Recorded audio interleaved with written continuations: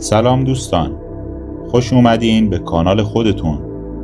علیرضا هستم با یه داستان دیگه در خدمتتونم.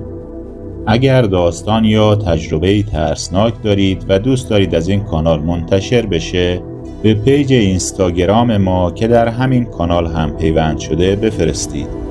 اگر موافق باشید بریم و داستان امشب رو بشنویم.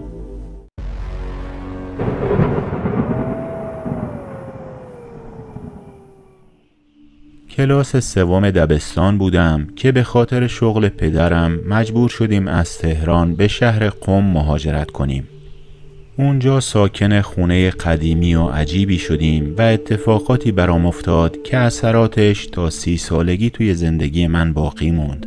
به طوری که اصلا نمیتونستم ازدواج کنم و هر جا که خواستگاری میرفتیم آنچنان نه قاطعانه‌ای میگفتن که خانواده‌ام متحیر میشدن. در نهایت وقتی جوانی 30 ساله و ترشیده بودم، به کمک یه استاد علوم غریبه بختم باز شد و تونستم ازدواج کنم. همیشه به پدرم شکایت میکردم و میگفتم چرا ما رو برداشتی و به اون خونه بردی؟ تو که میدونستی اون خونه مشکل داره. اما پدرم سکوت میکرد و چیزی نمیگفت و من که حضور اون موجود رو هر شب کنارم حس میکردم، روز بعد دوباره زبان گله و شکایتم باز می شد. تا اینکه یه روز وقتی سر سفره در حضور پدر و مادرم شروع به غر زدن کردم، مادرم گفت اینقدر غر نزن پسر، من که خودم اهل غر زدنم خسته شدم، دیگه وای به حال پدرت. آخه پدرت دقیقاً به خاطر تو بود که مجبور به موندن شد و نرفت ترکیه. از این حرفش جا خوردم و گفتم به خاطر من حرفایی میزنی. پدرم که سالها سکوت کرده بود و در این باره چیزی نگفته بود، توی چشمام نگاه کرد و گفت بله دقیقاً به خاطر حرفهای اون روز تو بود که مجبور شدم بمونم و با حقوق چندرغازم کارم رو ادامه بدم و برای اینکه هزینه‌های زندگیمون رو تامین کنم ناچارن چند سالی به شهر قم مهاجرت کردم. آخه من قرار بود برم ترکیه و کارامو کرده بودم. مادرت با رفتنم مخالف بود. فقط چند روزی به رفتنم باقی مونده بود و نمیدونستم چجوری مادرت رو راضی کنم. اون روز وقتی پیکان قراضمون رو جلوی در پارک کردم و وارد خونه شدم، گرسنه بودم و بوی کوکوی سیب زمینی که مادرت میپخت داشت دیوانم میکرد. مادرت روی ایوان جلوی پیکنیک نشسته بود و به مواد کوکوی توی دستش شکل میداد. بدون اینکه سرش رو برگردونه سلامی گفت و به کارش ادامه داد. من از خودم پرسیدم آیا واقعا لازمه برای شکل دادن به سیب زمینی زبون بسته اونقدر محکم توی سرش بکوبی؟ جواب سوالم منفی بود و این یعنی اعلان خطر. کاملا مشخص بود مادرت از چیزی دلخوره. میدونستم از چی، اما ترجیح دادم به روی خودم نیارم. سلام خشک و خالیش رو جواب دادم و گفتم علیک سلام بر زیبای دو عالم، بوی کوکوی سیب زمینیت کل محله رو از پا در آورده. مادرت جوابی نداد و این یعنی اوضاع از چیزی که فکر می کردم خرابتر بود. دست و صورتم رو توی حیاط شستم و از پله ها بالا رفتم و روی ایوان کنارش نشستم و دستم رو دور گردنش حلقه کردم و گفتم خوبی خانومم؟ مادرت اما با تشر گفت نکن اینجوری، علی میاد و میبینه زشته. اون وقتا کلاس سوم بودی. یه وری نشستم و به در حیاط نگاه کردم و گفتم از این در باید بیاد تو دیگه. اینم که قربونش برم دست بهش بزنی صدای آه و نالش تا اون سر شهر میره. مگه اینکه شازدمون با هواپیمای باباش رفته باشه مدرسه و بخواد با چتر فرود بیاد. نگاهی به صورتش کردم و برای لحظه کوتاهی لبخندش رو دیدم، اما سری محو شد و دوباره رفت توی لاک دفاعی. شگردی دیگه به کار بردم و یه تیکه از کوکوهای آماده توی بشقاب رو برداشتم و خوردم. با اینکه به نظرم بی نمک می اومد، اما حسابی از مزه‌اش تعریف کردم. ولی چه فایده؟ سرانجام کسی که از این نقش بازی کردن خسته شد مادرت بود. سیب زمینی گلوله شده توی دستش رو توی قابلمه انداخت و پیکنیک رو خاموش کرد و زل زد توی چشمام و گفت خب کی میخوای بری؟ من که آمادگی این شروع ناگهانی رو نداشتم، توی پرم خورد و بعد از کمی مکث گفتم 3 شنبه میرم تبریز. افشین گفت اونجا یکی میاد که از مرز بازرگان ردم کنه. ظاهرا رفیق افشینه. وقتی هم که برسم ترکیه افشین خودش باقی کارا رو ردیف میکنه. مادرت لبخند طعنه‌آمیزی زد و گفت همین، به همین راحتی. با ناامیدی گفتم ببین دوباره شروع نکن زیبا جان، مگه ما با هم حرف نزدیم؟ مادرت با عصبانیتی که توی صداش مشهود بود گفت حرف زدیم نه، حرف زدی. مگه حرفای من رو شنیدی اصلا؟ هرچی گفتم باد هوا بود. عصبانی از جاش بلند شد و قابلمه سیب زمینی رو برداشت و به سمت آشپزخونه رفت. منم دنبالش رفتم و گفتم باشه الان حرف بزن، تو بگو چی کار کنیم. یه جوری میگی انگار اینجا برامون ریختن، انگار خبر از اون بیرون نداری. تا کی واسه 2010 شاهی تا بوق سگ کار کنم؟ آخر ماه هم که هرچی در میاد یا پول آب و برق میشه یا کرایه خونه. اصلا یادت میاد آخرین باری که این بچه ها گوشت خوردن کی بود؟ آخرین باری که تونستیم یه گردش درست حسابی بریم یادت میاد؟ این زندگیه. من ریختم توی این زندگی. اینو که گفتم مادرت برگشت سمتم و گفت نه این زندگی نیست. زندگی اینه که تو توی کشور غریب جون بکنی و زن و بچه‌تم اینجا یه چشمشون اشک باشه و یکی خون که تو سر ماه 2000 بیشتر قراره در بیاری. آره این زندگیه. فکر کردی الان میری اونجا افشین یه میز گذاشته جلوت میگه بفرمایینم کار؟ اصلا میدونی خودش کارش چیه؟ چی میخوره، چی میزنه، چی میپوشه، کجا میخوابه؟ از کجا میدونی حرفاش حقیقت داره؟ اون روز مادرت دیگه نتونست تحمل کنه و بغضش ترکید. توی آغوش گرفتمش و با مهربانی گفتم نه زیبا جان، نمیرم پشت میز بشینم. میرم که لااقل اندازه جونی که میکنم بذارن کف دستم. اون قدی در بیارم که حسرت یه لباس و غذای معمولی به دل زن و بچم نمونه. اما زیبا خودش را عقب کشید و گفت حسرت دیدنت چی؟ حسرت دیدنمون چی؟ اصلا مگه من تا حالا از چیزی گله کردم بی انصاف؟ اون روز چشمهای منم پر اشک شد و سعی کردم جلوی اشکهام رو بگیرم و گفتم همین دیگه، کاش میگفتی، کاش گله میکردی. این که حرف نمیزنی بیشتر آزارم میده. انگار میدونی که نمیتونم چیزایی که میخوای رو فراهم کنم. به خدا امثال ما توی این خراب شده زندگی نمیکنن، فقط زندن. من اینو نمیخوام.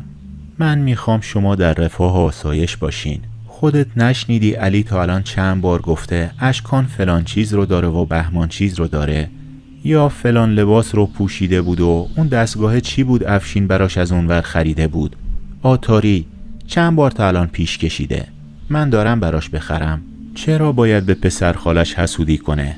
اصلاً پای حرفهای این بچه نشستی تو؟ مادر سری به علامت تأسف تکون داد و گفت تو چی؟ تو پای گریه های خواهر من نشستی؟ میدونی توی این 2 سالی که افشین رفته چی به سرشون اومده؟ میدونی اشکان طفل معصوم شبگردی گرفته؟ میدونی توی خواب با باباش حرف میزنه؟ خبر از دل زری داری اصلاً؟ در حال جر و بحث بودیم که در حیاط ناله گوش خراشی کرد و بلافاصله صدای تو به گوشمون رسید که گفتی من اومدم. مادرت برای اینکه تو متوجه نشی سری آبی به دست و صورتش زد و گفت اگه امروزم بهش نگی خودم بهش میگم. این بچه حقشه بدونه تو 5 روز دیگه بیشتر اینجا نیستی، مگه نه؟ اون روزم مثل امروز مادرت سفره رو پهن کرده بود که غر زدن و صحبتای جنابالی شروع شد. همین که سر سفره نشستیم بهم گفتی بابایی امروز یه گل قیچی برگردون زدم. خیلی گل قشنگی بود. همه برام دست زدن. آفرینی بهت گفتم و پرسیدم خب برنده شدین؟ جست قهرمانانه گرفتی و گفتی معلومه که بردیم. ما تیم مدرسه فجر رو بردیم. اشکان اینا هم 5 تا گل به مدرسه شهید حسنی زدن. 4 تا گلشون رو اشکان زد. آخه میدونی باباش براش کتونی خارجی فرستاده. از کتونی همه خفن‌تره. منم از اونا داشتم 10 تا گل میزدم. این حرف رو که زدی قاشق و چنگال توی دست مادرت روی بشقاب افتاد. از سر سفره بلند شد و به سمت آشپزخونه رفت. آخه سعی میکرد بغضش رو از تو پنهون کنه. بهت گفتم نگران نباش، منم برات میخرم. خنده معصومانه‌ای کردی و گفتی خارجیه، چجوری میخوای بخری؟ دقیقاً یادمه که بعد نگاهی به سمت آشپزخونه انداختی تا مطمئن بشی مادرت صدات رو نمیشنوه و گفتی اشکان امروز بعد از بازی توی دستشویی داشت گریه میکرد. من با تعجب پرسیدم برای چی؟ کمی به سمت من خم شدی و گفتی چهارشنبه فیناله. تیم ما قراره با تیم اشکان توی سالن آموزش و پرورش مسابقه بده. به همون گفتن به خانواده هاتونم بگین بیان و تشویقتون کنن، ولی بابای اشکان که نمیتونه بیاد. بعد با ناراحتی گفتی میشه وقتی اومدی به جای من اشکان رو تشویق کنی تا کمتر غصه بخوره؟ من که میدونم داری منو تشویق میکنی، ولی خب یه جوری ادا در بیار که انگار داری اشکان رو تشویق میکنی، باشه؟ بعد انگار نکته مهمی یادت اومده باشه با صدای بلند گفتی تو که میای مگه نه؟ من خشکم زده بود و نمیدونستم چی جوابت رو بدم. آخه باید میرفتم ترکیه و نمیتونستم بیام. مادرت در حالی که اشک چشماش رو پاک میکرد از آشپزخونه بیرون اومد و گفت معلومه که میاد مامان جان، و به من نگاه کرد. منم نگاهش کردم و گفتم معلومه که میام. و دقیقاً به خاطر حرفهای اون روز تو بود که از رفتن منصرف شدم. این حرفها رو که از پدر و مادرم شنیدم از غر زدنام شرمنده شدم. پدرم به اندازه سکوت تمام این سالها یه عالمه حرف زد. اون روز بود که فهمیدم ما مجبور بودیم به اون خونه بریم، به اون خونه قدیمی جن زده. آخه یکی از دوستای پدرم که از مشکلات ما خبر داشت به پدرم پیشنهاد داده بود تا به خونه پدرزنش که توی شهر قم بود و خالی بود نقل مکان کنیم و ما هم خوشحال بودیم که لازم نیست کرایه خونه بدیم. من اون روزها کلاس سوم بودم و یه برادر کوچکترم داشتم که 6 سالش بود. روزی که اسباب کشی می کردیم وقتی نزدیک اون خونه رسیدیم تازه فهمیدیم به کجا اومدیم. خونه در کنار رودخونه قم بود که اون روزا هنوز خشک نشده بود. یه خونه خیلی قدیمی بود که تعمیر شده بود و آب و جارو شده بود. دیوارهای بلند با نرده ها و در قدیمی خونه هنوز یادمه. خونه های قدیمی قم همه زیرزمین داشتن و از مشخصات خونه ما هم زیرزمینی بود که درش به حال و سالن خونه باز می شد. حیاط خونه خیلی بزرگ بود ولی خشک بود و بی آب و علف. داخل خونه 2 اتاق داشت و یه آشپزخونه که از اتاقها جدا بود و از حیاط راه داشت. ما وارد خونه که شدیم با اینکه خونه تمیز و خالی بود یه بوی خاص و بدی داخلش می اومد و هوای خیلی خفه‌ای داشت. زیر زمینش که اصلا نور نمی گرفت و خیلی تاریک بود و چیز جالب این که داخل زیرزمین انگار یه زیرزمین دیگه بود که کوچکتر بود، اما اگر چراغی همراهت نبود چشم رو نمیدید. یادم روز دومی که وسایل رو چیده بودیم با داداشم رفتیم توی زیرزمین و دنبال هم می دویدیم. وقتی که برادرم به سمت پله ها دوید و بالا رفت منم دنبالش دویدم، اما حس کردم یکی هم داره منو دنبال میکنه. همین که برگشتم و پشت سرم رو نگاه کردم یه مرد گنده و سیاه رو دیدم که دنبالم می اومد اما نمی دوید، انگار که روی هوا سر می خورد. من که وحشت کرده بودم داد می زدم و می دویدم، اما همه فکر می کردن دارم بازی می کنم. از پله ها که بالا رفتم خودم رو انداختم توی حیاط و به پشت سرم که نگاه کردم 2 چشم سفید و براق را دیدم که توی تاریکی یواش یواش عقب رفتن و محو شدن. سریع بلند شدم و خودم رو به مادرم رسوندم و هر چی دیده بودم رو براش تعریف کردم. همراه هم شد و به زیر زمین رفتیم، ولی چیزی اونجا نبود و هرچی قسم خوردم که با چشمای خودم دیدم مادرم باور نکرد و تازه دعوامم کرد که تو بزرگتری و نباید برادرت رو با این حرفها بترسونی. پدرم که محل کارش سلفچگان بود چند روزی یه بار به خونه می اومد و من و مادر و برادرم داخل خونه تنها بودیم. هفته اول که پدرم سر کارش رفته بود، پدر بزرگم یعنی پدر مادرم که سید بود و آدمی اهل کتاب و معتقد بود، اومد خونمون که تنها نباشیم. همون شب اول که داشت با مادرم صحبت میکرد، صداش رو شنیدم که آروم به مادرم میگفت شما باید از این خونه برید و اینجا نمونید. فضای این خونه خیلی سنگینه. ضمناً دخترم، اینجا نزدیک رودخونه است. جنها اینجور جاها رو برای زندگی خیلی دوست دارن و اکثر اوقات اینجور خونه ها رو تسخیر میکنن، مخصوصاً خونه شما که یه عالمه دخمه داره. مادرم جواب داد و گفت باشه پدر، حالا اینقدر منو نترسون. آخه ما مجبوریم چند سالی اینجا بمونیم. پدر بزرگم دوباره گفت آخه دخترم این خونه سنگینه، مثل قبر میمونه. هواشم مثل مرده شورخونه، بوی گند و بوی ترس میده. از این خونه برید دخترم، منم کمکتون میکنم. مادرم در جوابش گفت تو که شوهر منو میشناسی، لجبازه و از اینجا نمیره. خلاصه اون شب پدر بزرگم تا صبح توی خونه نماز خوند. اما چه فایده؟ تازه بعد از اون یک هفته اربابان رودخانه خودشون رو نشون دادن. به محض تاریک شدن هوا و رفتن آفتاب انگار خونه از شهر جدا می شد و همه ما می ترسیدیم که یه لحظه از هم دور بشیم. اولین شبی که پدرم توی خونه نبود و پدر بزرگم به خونهشون رفت و ما تنها توی خونه بودیم رو هیچ وقت یادم نمیره. اون وقتها ما رخت خوابها رو روی هم میذاشتیم و لحافهای سنگین بود که دست مادرمم به زور بهش میرسید. در ضمن اون قدر سنگین بودن که من به تنهایی نمیتونستم بیارمشون. اون شب سرگرم بازی بودم که برادرم خوابیده بود و یکی از اون لحافها رو روش انداخته بودن. مادرم از من پرسید کی جای شما رو انداخته؟ گفتم من نمیدونم، حواسم به بازی بود. مادرم با ترس و وحشت برادرم رو بیدار کرد و گفت کی رخت خوابو واسط انداخته؟ برادرم بهش گفت دایی هم اومدن و با هم بازی کردن. بعد هم رخت خوابمو پهن کردن و گفتن بخواب. با شنیدن این حرف ترس رو توی چشمای مادرم دیدم و بهم گفت بیا کنار داداشت بخواب پسرم. سریع خوابیدم و مادرم کنارمون دراز کشید و تا صبح از جاش تکون نخورد.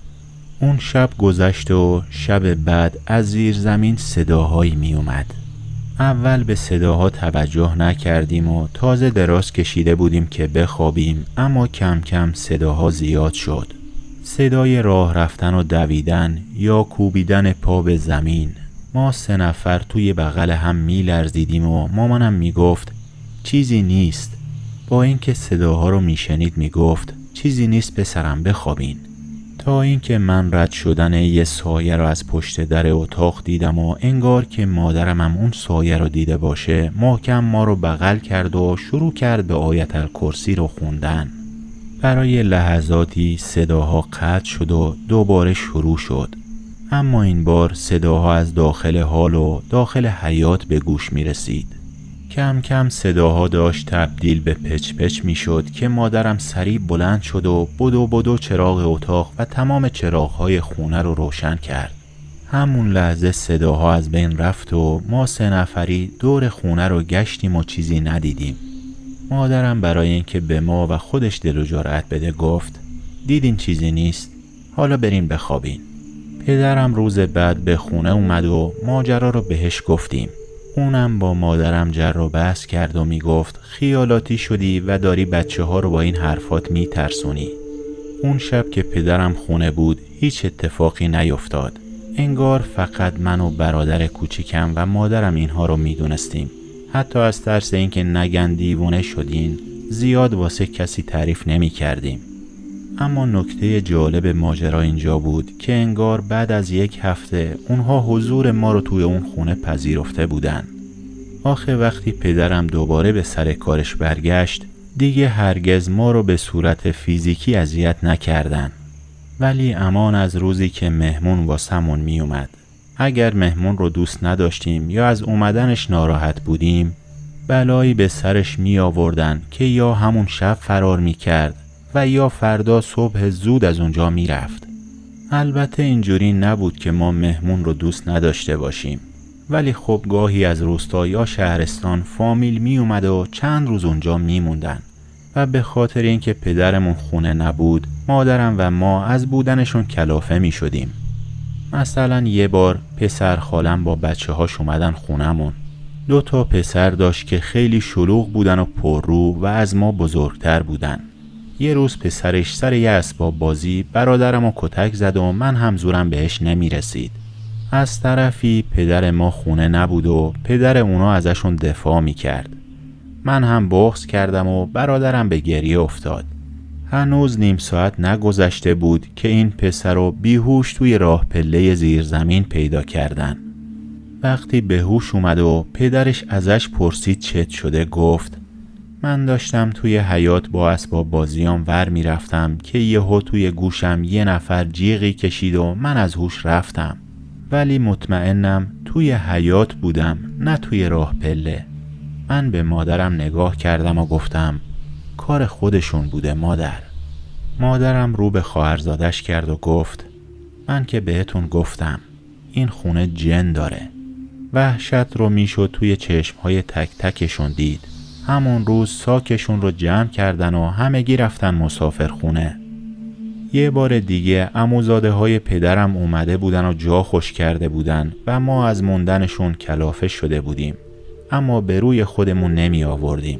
1 هفته از بودنشون توی خونه ما گذشته بود که یکیشون گفت کارمون انجام نشده و باید 1 هفته دیگه هم بمونیم.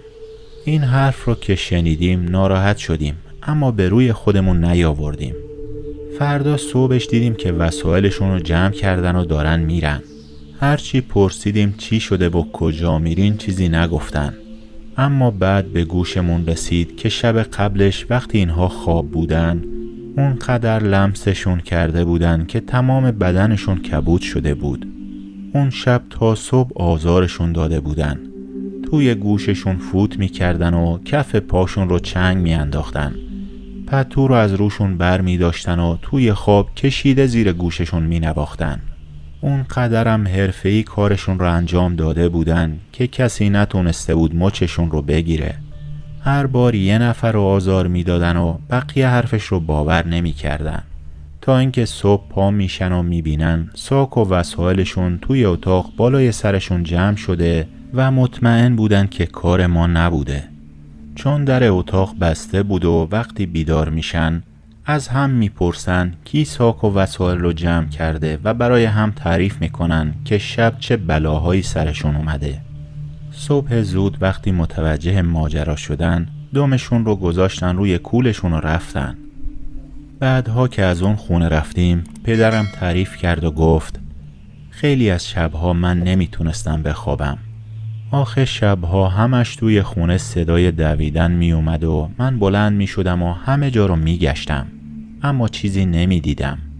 می دونستم توی زیر زمین یه خبراییه، چون صدای خنده های بلندی به گوشم می رسید، ولی از روی اجبار به شما چیزی نمی گفتم تا بیشتر نترسین. پدرم می گفت چند باری که شما خونه نبودین رفتم سراغ دعانویس و جنگیر، اما هیچ کدومشون حاضر نشدن پاشونو توی اون زیر زمین بذارن. تا اینکه یه روز یه دعانویس درست و حسابی رو به اون خونه آوردم. تنها وارد زیر زمین شد و مستقیم به سمت دخمه رفت. به هم تذکر داده بود وقتی اون پایینه هر صدایی شنیدم وارد زیر زمین نشم و منم در ورودی حیاط منتظرش وایساده بودم. صدای صحبت کردنش رو می شنیدم، اما نمی فهمیدم با کی صحبت میکنه و چی میگه. نیم ساعت بعد از زیر زمین بیرون اومد و گفت کاری نمیشه کرد. به هیچ عنوان زیر بار نمیرن اینجا رو ترک کنن، اما اونها با شما کاری ندارن. تعدادشون زیاده، ولی 4 نفرشون اینجا ساکن اصلی هستن و بقیه در رفت آمدن. قسمشون دادم که کاری باهاتون نداشته باشن و شما رو نترسونن. قبول کردن که با تو و بچه‌هات کاری نداشته باشن، به شرط اینکه دیگه سراغ دعانویس نری و کسی رو به اینجا نیاری. بعد از چند سال از اون خونه رفتیم و مدتی رو در جای دیگه از قم و در خونه دیگه گذروندیم. وقتی از اون خونه رفتیم تا مدت‌ها دیگه اتفاقی واسمون پیش نیومد. اما وقتی من به سن بلوغ رسیدم اتفاقات عجیب و جدیدی واسم شروع شد. شب‌های زیادی دختر زیبایی رو می دیدم که به خواب من می اومد و با من معاشقه می کرد. خب تا اینجاش واسه پسری توی اون سن و سال چیز عادی به نظر می اومد. اما غیر عادی این بود که به محض بیداری جای دستهاش رو روی بدنم حس می کردم. و نکته عجیب دیگه این بود که همیشه همون دختر رو توی خواب می دیدم و فقط لباسهای جدیدی می پوشید.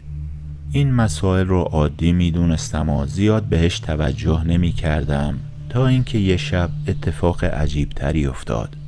نیمه های شب بود و من خوابیده بودم و احساس می کردم کسی داره دور و برم می چرخه. فکر می کردم مادرمه و بدون اینکه چشمام رو باز کنم ازش آب خواستم. چند دقیقه بعد دوباره حضورش رو حس کردم و وقتی چشمام رو باز کردم دیدم بالای سرم یه لیوان آب خنک هست. توی جام نشستم و لیوان آب رو سر کشیدم و همین که لیوان رو زمین گذاشتم دیدم مادرم اون طرف خوابیده و مشخص بود اصلاً بیدار نبوده. در اتاق باز بود و همون لحظه سنگینی نگاهی رو حس کردم. همین که رومو برگردوندم دختری رو دیدم که پشتش به سمت من بود و در حالی که میرفت دامنش روی زمین کشیده میشد. برای لحظاتی خشکم زد و وحشتی وجودم رو گرفته بود. از جام بلند شدم و مادرم رو بیدار کردم و ازش پرسیدم تو این لیوان آب خنک رو برام آوردی؟ جواب مادرم نبود و وقتی بهش گفتم یه دختر رو دیدم که توی خونه میچرخه سریع توی جاش نشست و گفت بسم الله، نکنه دوباره گیر این موجودات افتادیم. دوتایی با هم کل خونه رو گشتیم و چیزی ندیدیم.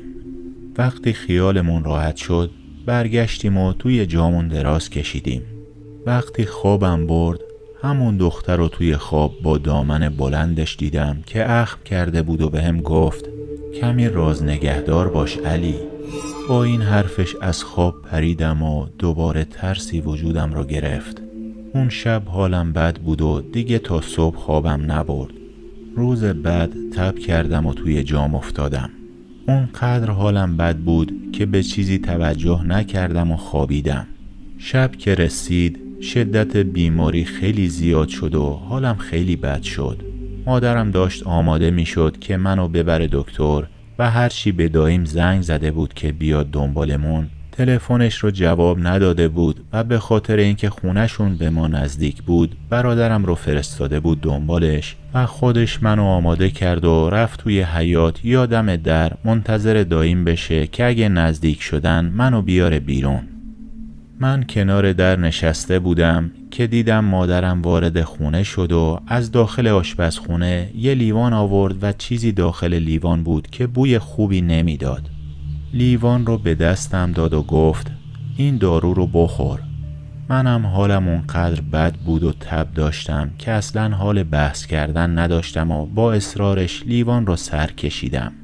طعم بدی نداشت اما انگار گلوم بی‌حس شد. با خوردن اون دارو احساس کردم دارم سبک میشم و وقتی نگاه کردم نه مادرم و نه کس دیگه‌ای کنارم نبود.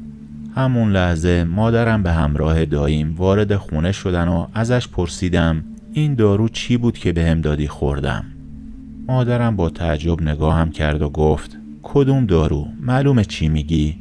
لیوان توی دستم رو بهش نشون دادم و گفتم دارویی که توی این لیوان ریخته بودی. با تعجب نگاهم کرد و گفت معلومه چی میگی پسر، من تو حیاط منتظر داییت بودم. داییم یه نگاهی به مادرم کرد و گفت این که حالش از منم بهتره، فکر کنم اونی که حالش خوب نیست تویی. مادرم لیوان رو از دستم گرفت و داخلش رو نگاه کرد و گفت توی این لیوان چی بوده؟ بعد دستش رو زیر چونه من گذاشت و گفت تو چطوری حالت به این زودی عوض شد؟ چند دقیقه پیش زیر دستت رو گرفته بودم که راه بیای، اما الان سر پا وایسادی و مثل بلبل حرف میزنی. توی اون لیوان هر چی که بود مثل آبی بود روی آتش. تازه حالم بهتر شده بود و انگار مغزم به کار افتاده بود.